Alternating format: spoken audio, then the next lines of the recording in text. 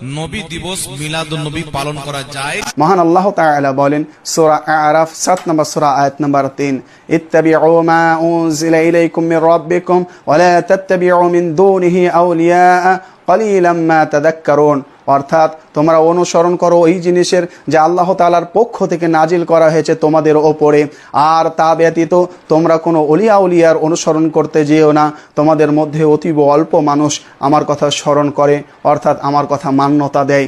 মহানবী সাল্লাল্লাহু আলাইহি ওয়াসাল্লাম তিনি বলেন, আলাইকুম বিসুন্নতি ওয়া সুন্নাতিল খুলাফায়ে রাশিদিন আল মাহদিয়্যিন, তোমরা আমার সুন্নতকে আঁকড়ে ধরো, তারপর খুলাফায়ে রাশিদিনের সুন্নাতকে আঁকড়ে ধরো।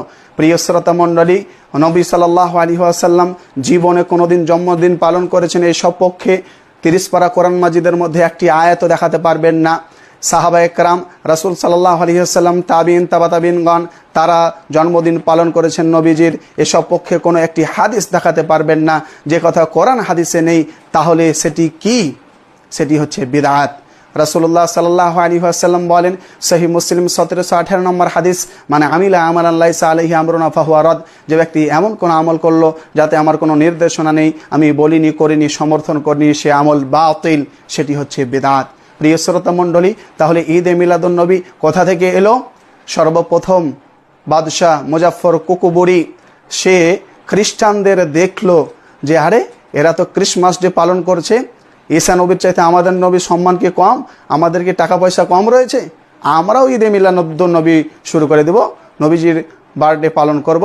তখন সর্বপ্রথম বাদশাহ মুজাফফর কুকুবুরি সে নবীজির ঈদে মিলাদুন নবী পালন করলো। তারপরে মিশর, ইরাক, ইরান এবং আমাদের ভারতেও এই ঈদে মিলাদুন নবী পৌঁছে গেল। প্রিয় শ্রোতা মণ্ডলী, এই ঈদে মিলাদুন নবী তথা জন্মদিন পালন করা হচ্ছে ইহুদি খ্রিস্টানদের কাজ। রাসূলুল্লাহ তিনি বলেছেন, খালিফুল ইয়াহুদা ওয়ান নাসারা খালিফুল মুশরিকিন, তোমরা ইহুদি খ্রিস্টান এবং মুশরিকদের বিরোধিতা করো।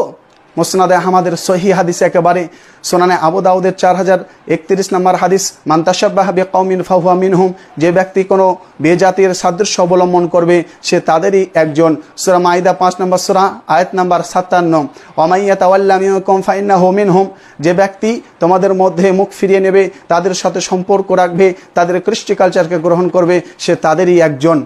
প্রিয় শ্রোতা মণ্ডলী, আমাদের মুসলিম সোসাইটিতে দেখবেন অনেকেই ঈদে মিলাদুন নবী পালন করে, অনেকেই বিবাহ বার্ষিকী পালন করে, অনেকেই নিজের ছেলে মেয়ে স্ত্রীর কি করে বার্থডে পালন করে। এটা হচ্ছে ইহুদি খ্রিস্টানদের কাজ, এটা করা যাবে না।